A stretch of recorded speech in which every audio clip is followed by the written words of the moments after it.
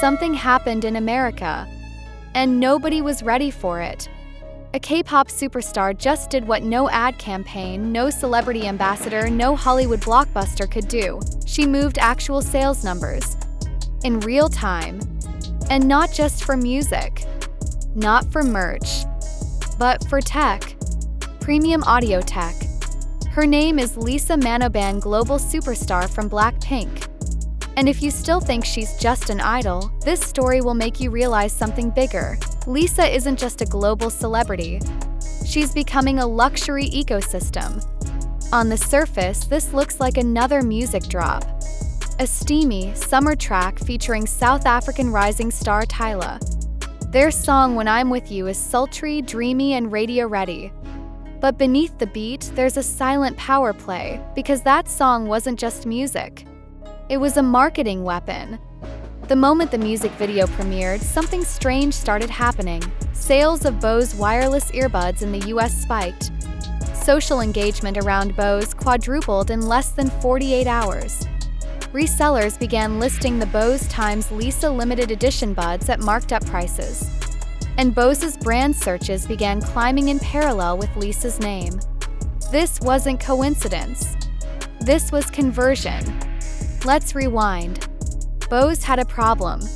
Despite having some of the best audio tech in the market, the brand was falling behind in cultural relevance. Competitors were louder, younger, and more memeable. Bose needed a face, not just any face. A face that could reset their place in the culture. So they made a rare move. They gave Lisa creative control, not just to wear their products, but to design them, style them, curate an identity that mirrored her global image, sleek, precise, premium. The result? The Bose x Lisa Ultra Open Earbuds, a hybrid of tech and fashion, wrapped in a chrome black finish with Lisa's signature star emblem. It wasn't just gear. It was wearable luxury. Now here's where it gets wild. The drop didn't ride on a Super Bowl ad or an overpriced festival booth. Piggybacked on one music video, When I'm With You, where Lisa's visual presence, sound design, and styling aligned perfectly with Bose's sleek identity. Fans weren't told to buy Bose. They felt it. Psychologically, that's where Lisa wins. She doesn't sell to fans. She lets fans believe they discovered the brand themselves, through her lifestyle, not a pitch.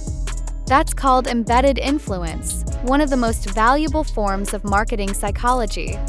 And it works best when the influencer is trusted like family, not seen as a billboard. And Lisa? She's mastered it. Her every movement feels intentional, aesthetic, and aspirational. But underneath that effortless calm is a business engine built for dominance. Here's where we break down how it all ties together. Tyla, featured in the song, provides the sonic texture, adding a fresh edge and global crossover appeal. She appears just enough to extend the track's reach across Afropop and R&B markets. But Bose didn't bet on Tyla. They bet on Lisa. 'Cause Lisa isn't just popular. She converts. Her fandom, known for their loyalty and spending power, doesn't just stream. They buy. They participate. They build altars out of anything Lisa Blackpink touches. So when Lisa's earbuds launched, it didn't matter how good the tech specs were. It mattered that Lisa Blackpink wore them. And here's the kicker. In the current digital economy, that kind of loyalty is financially quantifiable. Modern artist brand deals go beyond flat fees. In premium arrangements, especially with global stars like Lisa, there's often revenue sharing, performance royalties, and digital rights ownership.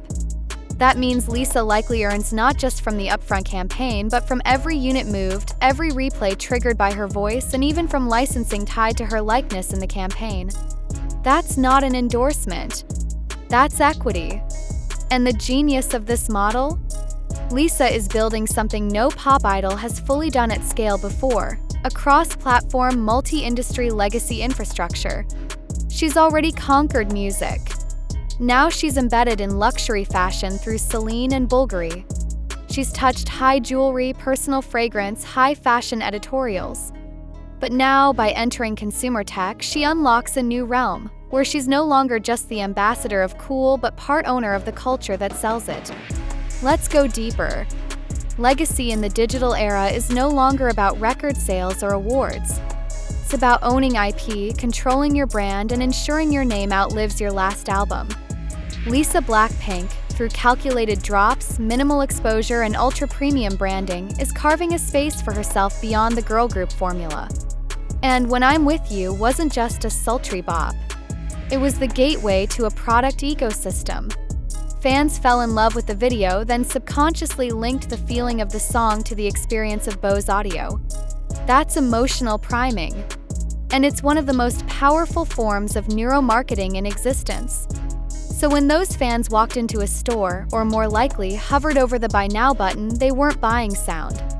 They were buying Lisa's world. A piece of her calm confidence. Her elite aura. Her vision of tech meets glam. That's why this campaign worked. And that's why we're calling it what it is, the Lisa effect. Now think about this. How many artists do you know who can make a product launch feel like a cinematic experience? Who can cross music, fashion, tech, and pop culture with precision timing? Who can sell out earbuds in the US, a market that's notoriously hard for K-pop stars to crack, without even doing a traditional press tour? Only one name fits: Lisa. And if you think this is her final form, think again. The Bose campaign is likely just phase one of a larger blueprint. One where Lisa begins staking silent equity in global verticals: fashion, tech, music, wellness, even fintech. One where her presence alone shifts market behavior. Now you see why this isn't just about a music video. It's about a luxury icon building her own empire, with Bose, with sound, with silence. And maybe the next time you listen to When I'm With You, you'll realize you weren't just listening to a song. You were stepping into a system. This shocked you good. That means you're paying attention. And if you just spent the last several minutes watching Lisa reshape a global market, imagine what she's about to do next. Keep your eyes on Lisa Manoban, because the Lisa effect? It's not a trend. It's a takeover. And yet, Lisa isn't doing this alone. Tyla's presence in When I'm With You is no accident.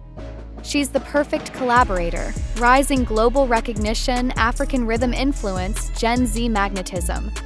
But Lisa is the anchor. Tyla's entry adds contrast, making Lisa's control over the visual and sonic narrative feel even more powerful. That's why the Lisa x Tyla combo doesn't feel forced. It feels designed. Tyla brings the new energy, Lisa brings the legacy. And through that chemistry, they both win. Tyla gets pulled into Lisa's orbit, earning credibility with luxury audiences. Lisa, in return, absorbs cultural freshness without diluting her luxury equity. It's brand synergy at its finest. But the real genius lies in how this moment will live long after the video fades. 'Cause Lisa doesn't just make noise, she creates catalogs. Her visuals stay relevant. Her performances keep circulating. And every time someone watches When I'm With You, they're not just replaying a song. They're reigniting the Bose campaign. They're boosting product memory. They're triggering a repeat marketing cycle without any extra ad spend. This is what legacy building looks like in 2025. It's not just about charts. It's about owning the narrative loop. And Lisa? She's quietly mastering it. Think about the royalty pipeline too. Every play generates micro-revenue. Every sync generates data. And with digital rights and IP licensing now powered by blockchain-based systems, Lisa's camp likely has full transparency over revenue streams. No leaks, no mystery. That means her team can adjust in real time, optimize performance, reinvest profits. This is what happens when an artist is also a business unit. And that's the part fans don't always see, but they feel. They feel the elevation, the prestige, precision. Lisa isn't flooding the market, she's owning key moments. High impact, high value, emotionally resonant, and financially scalable. And all while staying true to the mystery that built her legend in the first place. Because here's the ultimate truth. Lisa isn't just building a career.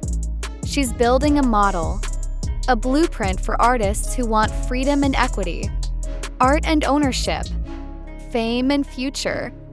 And the reason this works so powerfully is because Lisa Manoban never begs for attention. She earns it.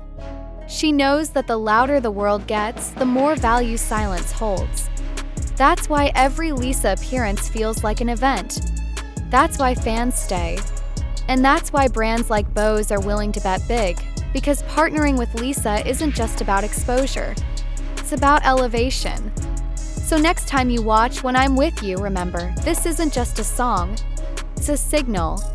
A glimpse into the future of celebrity legacy. Case study in brand control. A lesson in how emotion, influence, and innovation come together to build something timeless. And if this is just the beginning of Lisa's Bose era, imagine what comes next when she owns the entire ecosystem. Because at this point, Lisa's not just part of the game. She's rewriting the rules. Now breathe. You've just witnessed the blueprint of how an icon silently takes over an industry. If this blew your mind even a little, don't just scroll, own the moment. Like this video if you felt the power of Lisa. Subscribe now to stay ahead of the next billion-dollar move. And turn on notifications because when Lisa moves again, you'll want to be the first to know. This isn't hype. This is legacy in real time.